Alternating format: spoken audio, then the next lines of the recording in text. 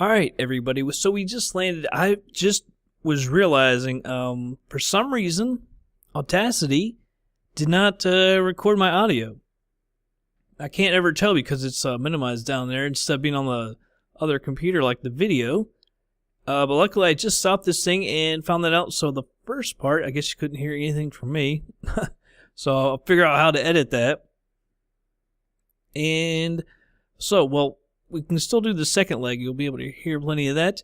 So the location obviously was from Aurora. Was it? Yeah, Aurora, Oregon. We're over here at KSPB now, though, in Scappoose, Oregon, and we're over to 8W9, which is Rochester, Washington. So about 64 miles. I guess it's a good thing that I stopped that and checked it out real quick. Let's look at FS Commander. I don't know if I'll leave that in from the first part or not. Probably not. I'll just leave in the flight part. But the wind is coming from the north, so we are going to land. Let me make sure I've got the right card, because I don't. KSPB, we're going to take off on runway 33, heading of 333, and we're going to land on a really small little runway here. We're going to land, as you can see, maybe I zoomed in too quick. The wind is coming from the north still, so we're going to go ahead and land on 36. It's a little bit of a longer runway, maybe a couple hundred feet longer. It's a heading of 004, airport elevation is about 148 feet.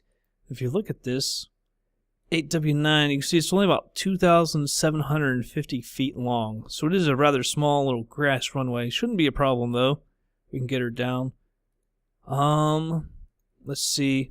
Because we missed all the audio from the first part. We got 4 people. It's going to be worth $33.52. 1,019 pounds and 46% worth of fuel there. So with that, let's go ahead and move on over to the plane. Alright, everybody, here we are at the plane. I left it running. I left it running when I first landed. I guess, depending on how I edit that, you probably would know that. So I'm going to go ahead and unpause it. Bring up FSEconomy and start the flight. Oh, 127 pounds. It's the closest we've ever gotten. Ignore that. Full screen it. Alright, so we don't have to get too much stuff ready here.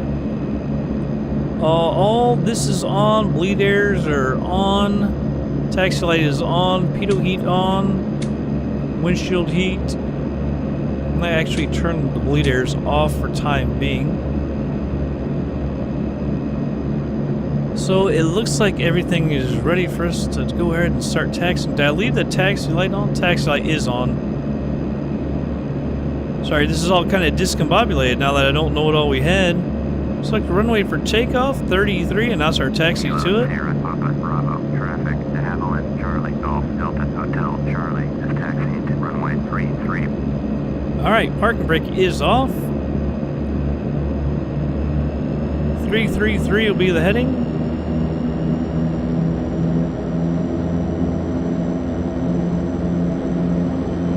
Alright.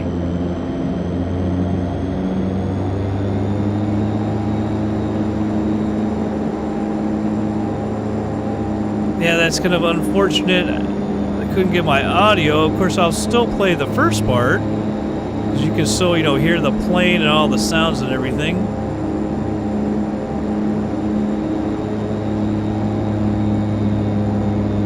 Bring the power back.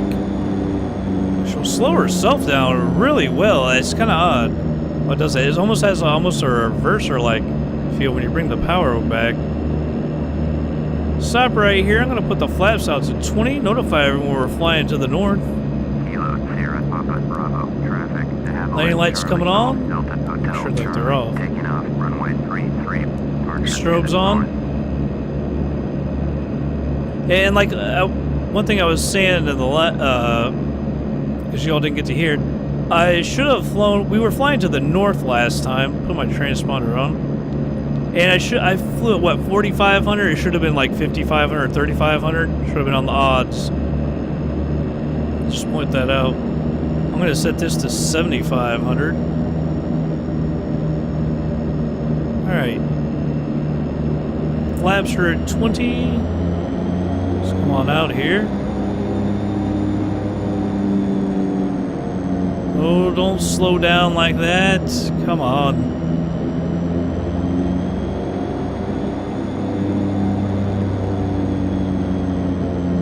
Ah, come on. I'm just gonna pull. We're gonna go to the right of the center. Right, there we go. Hard to get it lined up when she doesn't want to taxi the way I want her to. Alright, bringing up the power.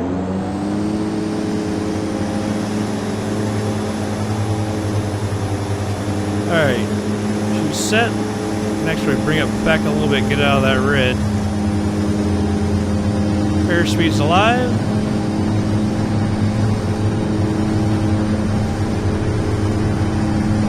Go ahead and rotate.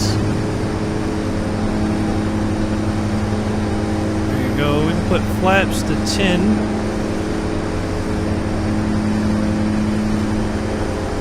And now we're almost 100 knots. Let's go ahead and retract the flaps fully. Like I was saying before, man, this scenery is so beautiful, man. It's Pacific Northwest from Orbx.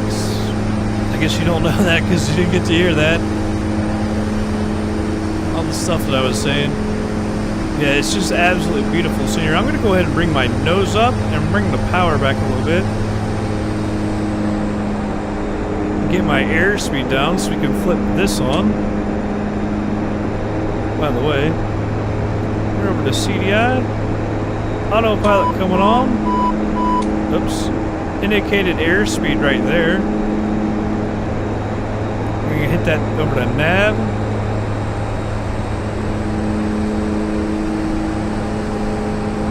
004 will be the landing, the heading of the landing, the runway.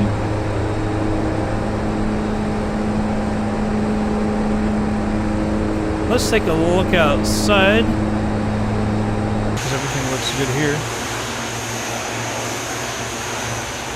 It's just a beautiful area.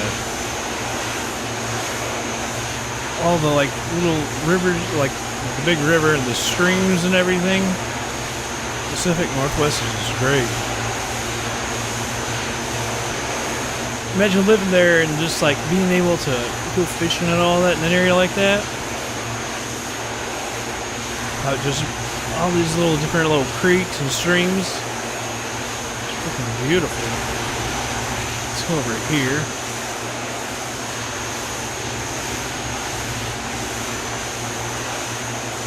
Beautiful. Pacific Northwest. I'd love to go, like, live there and just go flying there.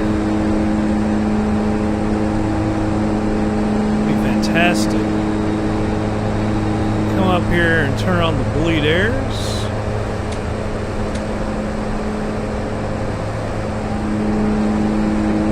Way up to 7,500. Just got about 4,000 feet to go. Climbing right at 1,500 feet a minute.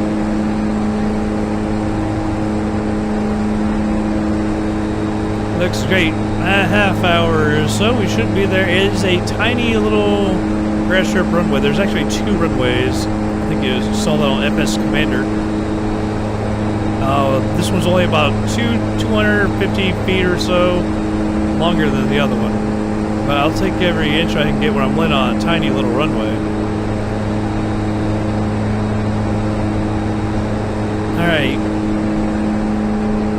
Well, there isn't too much anymore to see here.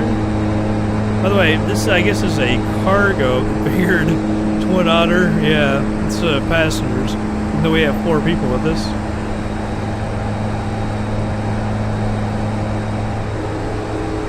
Oh well. Alright, I'm gonna go ahead and speed her up, and we'll be back in just a little bit.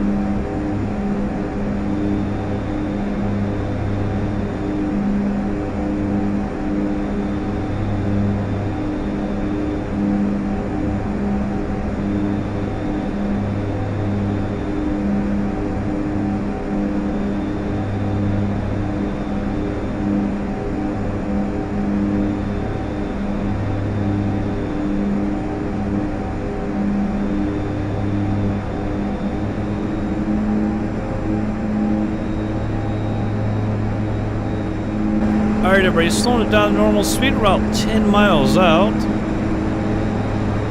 And as everything has gone wrong, I did forget about one thing as well. Our flight plan, technically we should fly over it and then come around into the traffic pattern, but because I didn't write everything down, because everything has been going crazy in this episode, we're just gonna end up flying just straight in to runway 36. Maybe not all that bad, it's just a little sky part. We're going down now to 1,100 feet, by the way. It was 1,000 above. It's all around ATC. Full stop landing, I've already got it over to 8W9, by the way. And that's our position. Traffic to Havilland, Charlie, Golf, Delta Hotel, Charlie, is 900 miles south, 1,800, inbound to land, runway 36.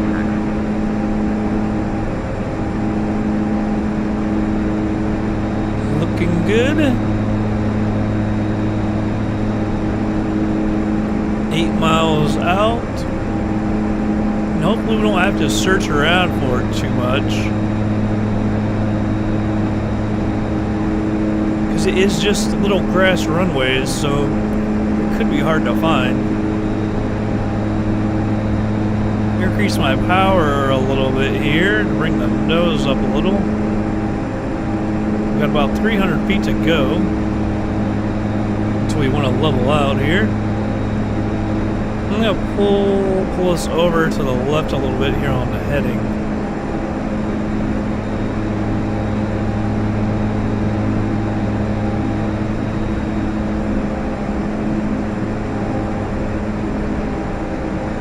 Come on, thing. Get us down there to 1,100.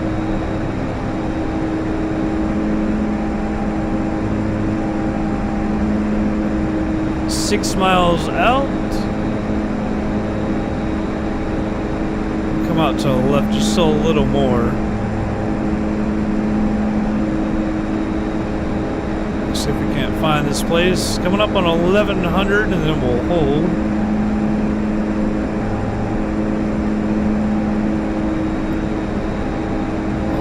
Right there.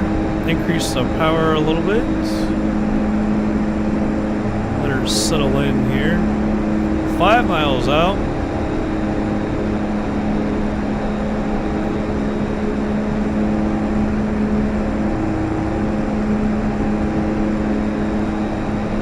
And since we're 5 miles out, we'll tell everyone where we are again.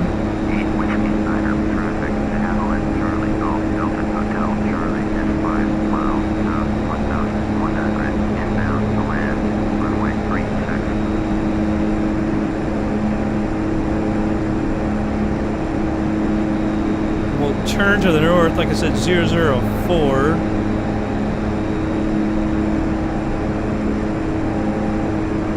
There's nothing else really around it. The thing is just finding it can be a little difficult.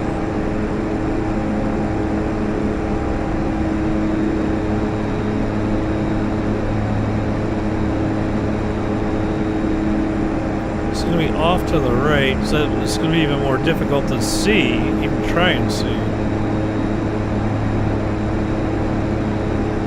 Let's see when it intersects here. I'm going to pull the power down a little bit to slow us down. Just 3 miles out. I'm trying to find where it would intersect here.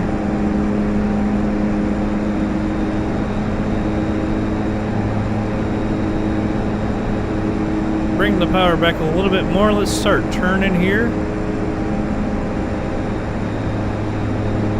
See if we can't find this place. 2 miles out. Look like we might have done a fair job on that. That's not it over there, is it? There it is right there. We turned right onto it. Autopilot off, everything off. Found it. Flaps coming out to 10. Let's notify everyone we're on final. 8 Whiskey Niner traffic to Havilland, Charlie, Golf, Delta Hotel, Charlie is on final, runway 36 to land. Alright. Let's get this going here. Flaps to 20. flew right into it. That was a good job for once. We're gonna go ahead and get down a little quicker. You don't want to land too long here. You've only got 2,700 feet. I mean, this is short takeoff and landing airplane, but still. Flaps to 30. That'll be our landing flap setting. We almost always land flaps 30.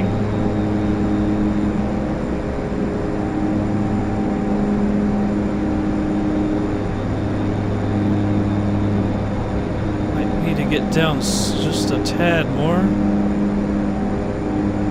Everything looks pretty good. Our speed is at that red line.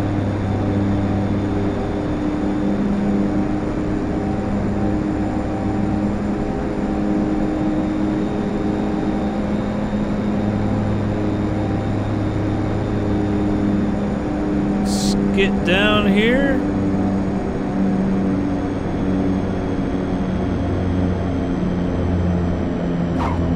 And on the brakes.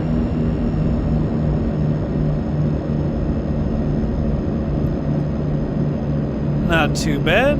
A little runway to spare. Nice. Alright, I don't think we have to follow the runways here, do we? We can just taxi on over. Make our own way. And we'll just park in between these two guys. Got a bunch of tail draggers over here. Alright, everybody. Well, I landed that plane over there at 8W9. And for somehow FSX turned crash detection back on. I don't remember what flight I was doing. I was on leaving Lake Tahoe in the 757 air hauler. I had to turn off because there was some little crash as I was getting on the runway, and this happened as I was getting off the runway in that Twin Otter. It gave me a crash, like I had run into something, even though I ran into absolutely nothing. And because it detected a crash, FSEconomy said it was a crash, so that got kicked out, that flight. But I flew it and recorded it, so we're counting it as a flight. And I just flew it again to get it to count as a flight. I don't know how crash detection got turned back on. I turned it off. Not sure. Because it screws up like that sometimes. It, like, you hit something, but you didn't hit anything. Just FSX saw something. But this counts as 2 flights here, since it was 2 legs. So let's go ahead and take a look at this. So the income for the first leg, KUAO Aurora to, I can't even remember how to pronounce that, KSPB, was $5,202. We rented the plane for 25 minutes at $635 an hour. A little steep on that for that plane. It was $264.58. Used $74.97 worth of fuel. $41.67 for the additional crew. $520.20 for the ground crew fee, and $676.26 for the booking fee. Those costs were $1,313.10. In distance bonus, we lost $65.14 on that. Soldier income for that first leg was $3,559.18.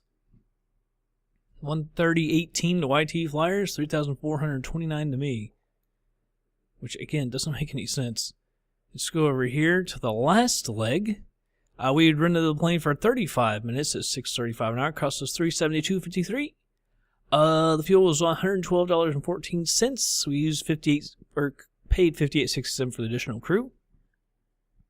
$335.20 for the ground crew fee. $435.76 for the booking fee. Bringing those costs to $941.77. Lost $136.83 on the distance bonus. Earnings for the flight $1,900.87. Same, the YT Flyer has lost $311.13. It makes no sense because this is a positive number, so that they should both be positive. Doesn't really make any sense at all. Let's go over here. Let's withdraw some money, by the way. Does this take it to, deposit? I'm going to make that 36,000.